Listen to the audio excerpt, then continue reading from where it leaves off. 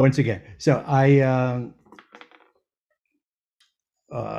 as I think most of you know, I was given the assignment to create the Navi language for Avatar, which came out in 2009, and 13 years later, when the sequel came out, Avatar: The Way of Water, I had a new assignment, which was to come up with a new dialect of Navi, because we're meeting different kinds of Navi people in the sequel, and James Cameron wanted them to speak in a somewhat different way. So at this point, in Avatar 2009, going back there, we had the forest people. They're now being known as the forest people because they lived in the forest. And the original dialect of Navi, we're now calling Forest Navi. And now, last year, we had Avatar: The Way of Water, and we met the reef people. They actually look a little different. They're anatomically a little bit different, and therefore their dialect of Navi is a little bit different. Since we conlangers don't always have a chance to create dialects of our conlangs, I thought it might be interesting to talk a bit about the new dialect. But before that, I want to mention a few things about dialects in general. So what is a dialect? For linguists, dialect is not a pejorative term. It's not like I speak a correct language while you speak a dialect. A dialect is simply a variety of a language. Dialects can arise in different ways. It can be based on geography, on ethnicity, on age, on social distinctions, on occupation, education, and a lot of other things as well. A question arises: when do you have two dialects of the same language, or when do they actually become different enough so that they're different languages? Well, the basic criterion is mutual comprehension. If two varieties of a language are pretty much mutually comprehensible, then we tend to say that they're dialects. But if not, if they're too far apart, we consider them separate languages. However, this is not always clear. The distinction is not always clear. For example, if you take Danish and Norwegian, those languages are very, very comprehensible to the other speakers. There's a lot of mutual comprehension, but we consider them different languages. The other side of that coin is if you take Mandarin and Cantonese Chinese, those are sometimes referred to as Chinese dialects, but in reality, there's very little mutual comprehension between the two, and they should really be considered different languages. One of my favorite quotes is from the linguist Max Weinreich, who worked in Yiddish, and he said, "A Sprache ist ein Dialekt mit einer Armee und Flot." A language is a dialect with an army and a navy. I really like that. Okay. Dialects can differ in pretty much all the units of an elementary linguistic course. They can differ in phonetics and phonology, in morphology, the way words are built up, in syntax, the way words are put together in phrases and sentences, in semantics, in the lexicon, in the cultural aspects, in orthography, and so on. The most obvious differences are often in pronunciation, but there are other differences as well. So, I mean, if you take two very familiar dialects of English, varieties of English that we're all familiar with, say British and American, we all know some of the basic differences between the two. The basic differences, I guess, that people think of most are pronunciation. I won't attempt to illustrate pronunciation differences between American and British English because my British accent is laughable. But if you think about lexical differences in words, I mean, Americans say trunk, hood, and windshield when talking about a car. The Brits say boot, bonnet, and windscreen. We say apartment, Brits say flat. We say French fries, Brits say chips, and so on. And of course, there are the spelling differences everyone is familiar with. Is color C-O-L-O-R or C-O-L-O-U-R, and so on and so on. There are more subtle differences, though, which sometimes are the most interesting ones. The phrase "to knock someone up" means something very different in New York and in London. Uh, there's one kind of subtle syntactic difference, which has always struck me as interesting. Okay, here's a question: did you call your mother? And here's a possible answer: uh, I would have called, but I was busy. Okay, another slightly different version: I would have, but I was busy. I would have done it, but I was busy. Now, both Americans and the Brits can say any one of these, A1 through A3. But there's another variety which is exclusively British, as far as I can tell, which is I would have done, but I was busy. I've never heard an American say anything like that, but it's very, very common in English. So that's an example of a syntactic difference between two dialects. Okay, how do regional dialects arise? And the reason I'm focusing on regional dialects is that Forest Navi and Reef Navi, of course, are two regional dialects spoken by people in different parts of Canada. Okay, so there are three main factors that go into the rise of regional dialects. There are three facts about language. One is that living languages are always changing. If a language is not changing, it's dead. The changes are generally unpredictable. And when groups of speakers are separated geographically and don't have easy communication between groups, the changes are not usually parallel, and that means that different dialects can arise. Okay, so let's look at the idea of living languages always changing. Okay, how do languages change?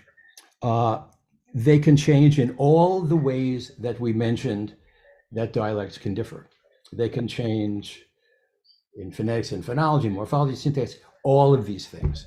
And we can all think of language change that's taken place within our own lives. Some of us have lived longer than others, and we may be more aware of some of the language changes that have taken place. So, I mean, lexical changes are probably the most obvious ones. New words that enter into a language. Think of how English has changed in the last, 40, 50, 60 years. Words like fax, which is short for facsimile. That's a very old innovation. More recently, blog, short for weblog. Janky, terraform, cryptocurrency. I mean, those are all additions to the language, ways that language has changed. Let me mention an interesting syntactic change in English, which I've noticed in my own lifetime. I find rather striking. The word fun, F-U-N. Okay. Is it a noun? Is it an adjective? What is it? Okay. So nowadays you can get comments like this. I found this on YouTube. Kevin learns the obstruction game isn't as fun as he once thought. Now, what is fun doing there? Okay, that is filling an adjectival slot, right? You could say isn't as interesting, isn't as obvious, isn't as wonderful, whatever. So fun there is an adjective. Okay, that's a change in the way that word is treated in English. In my dialect, and dialect that I still feel most comfortable with, fun is exclusively a noun. You cannot say fun, funner, funnest, although a lot of people nowadays have no problem with that. To me, it has to be Kevin learns the obstruction game isn't as much fun as he once thought. So that's an example of a syntactic change in English. Okay. Then we said that the changes are generally unpredictable, which means you can't tell exactly how a particular language is going to change. And when the changes in separated groups are usually not parallel, which is usually the case, then we can have different dialects that arise. So the situation is essentially that you have what you might call a parent language. And then if two groups are geographically separated, and changes continue to occur in each of those two groups, but the changes are not parallel, then you wind up with eventually two different dialects. And so that's what happened, we're presuming, in the history of the Na'vi language.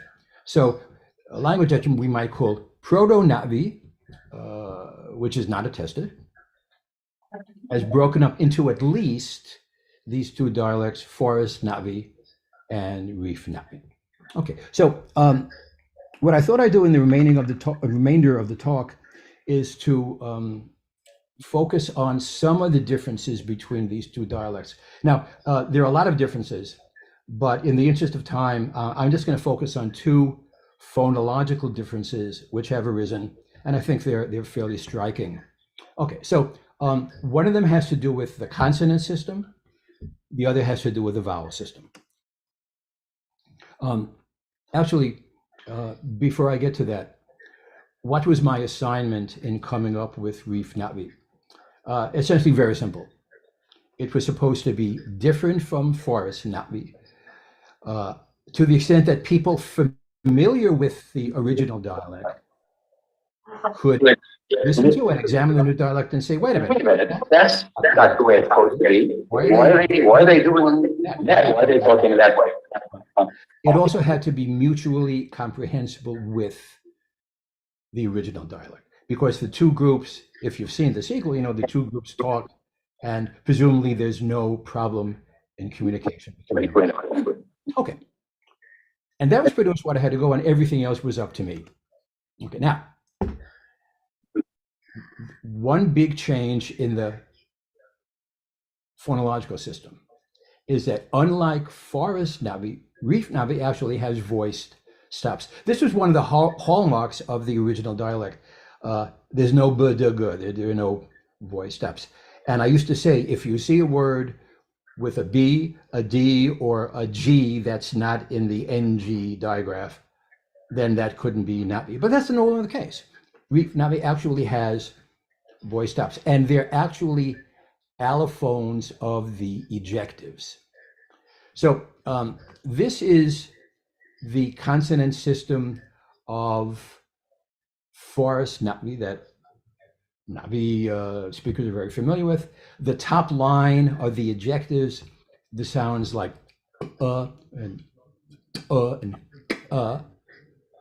and then you have more familiar sounds, voice stops, and so on. Notice there's no line for, I'm sorry, voiceless stops. There's no line for voice stops, but in Reef Na'vi, we introduce the b, d, g. And it turns out that b, d, g are in fact allophones or varieties of the ejectives. And how it works is that at the start of a syllable, the ejectives and in Forest Na'vi are pronounced b, d, g respectively in Reef Na'vi. So a few examples.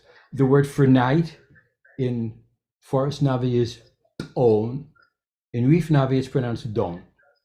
Okay. Hol I is pronounced hol by.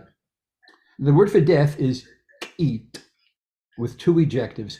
It's only the first ejective that's changed because that's the only one at the beginning of a syllable. So in Reef Na'vi, it's gi. The word for moron, which is a word that really doesn't change because the ejective there, the is not syllable initial, and so it's still sk'ang. Okay, this can give rise to some complications.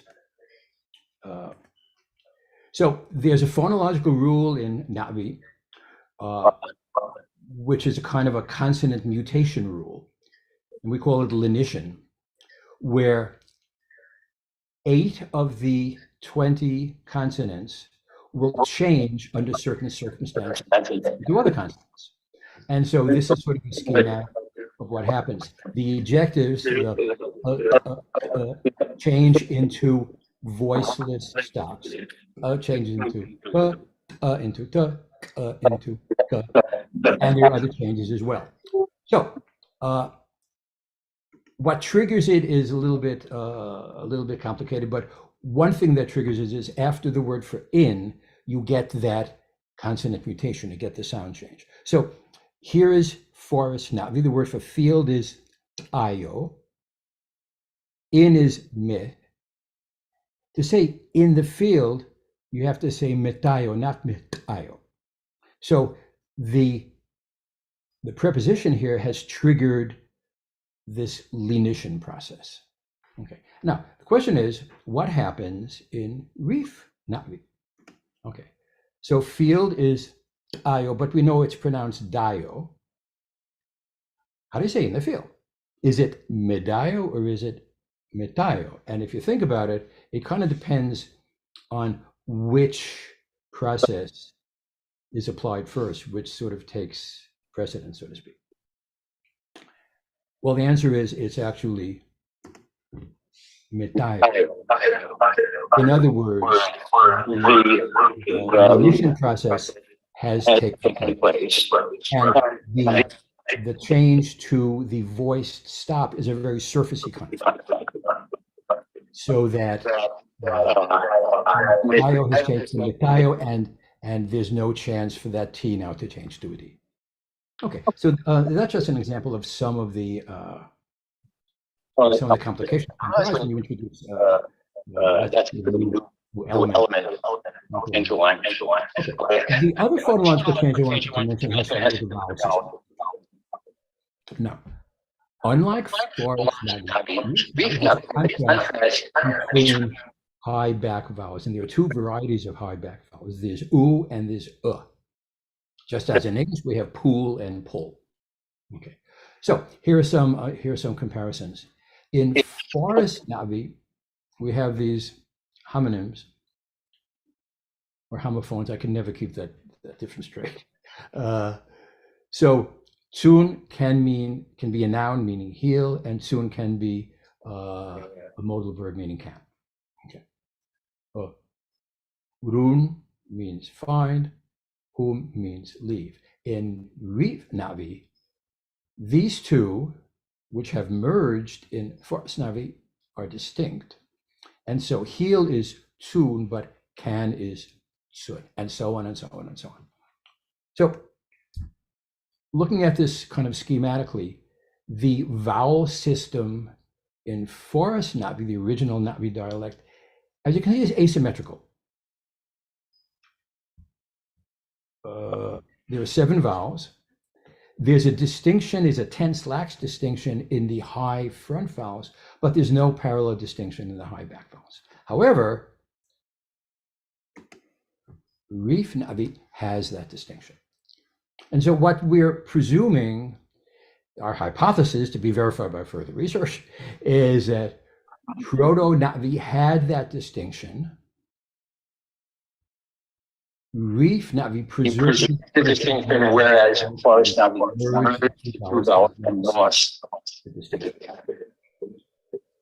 So a question arises, which would be more difficult if you're a speaker of Forest Navi to adapt to the Reef dialect, or if you're a speaker of Reef Navi to adapt to the Forest dialect?